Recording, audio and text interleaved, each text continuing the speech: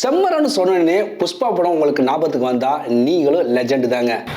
மண்ணுக்கு மேல விளையிற தங்கம் பேரு செஞ்சந்தனம். ஆனா நம்ம இங்க பார்க்க போறது செம்மரத்துக்கு ஏன் இவ்வளவு டிமாண்ட் இருக்குன்னு தான். உலகத்துல எந்த நாட்டிலையும் கிடைக்காத கட்டை நம்ம திருப்பதி காட்டுல மட்டும்தான் கிடைக்குது. மலைக்காடுகளில் வளரக்கூடிய இந்த செம்மரம் 5 வருஷத்திலேயே 30 அடி உயர வளர்ந்துரும். ஆனா இதோட முழு வளர்ச்சிக்கு பாத்தீங்கன்னா 25 ஆண்டுகள் ஆகும். செம்மரத்தை சென் சந்தன மரம்னு சந்தன வேங்கைன்னு சொல்ல காரணம் அதனோட நடுப்பகுதி பாத்தீங்கன்னா ரத்த சிகப்பு கலர்ல இருக்கும். சீனாவுக்கு அதிகமாக கடத்தப்படுது. அதுக்கு காரணம் அணு கதிர்வீச்சிலிருந்து நம்மளை காப்பாற்றக்கூடிய ஒரே மரம் இந்த மரம் தாங்க. அணு கதிர்களை அணு உலையிலிருந்து வெளியே வராம தடுப்பதற்காக இந்த மரத்தை சீனாவுல பயன்படுத்துறாங்க.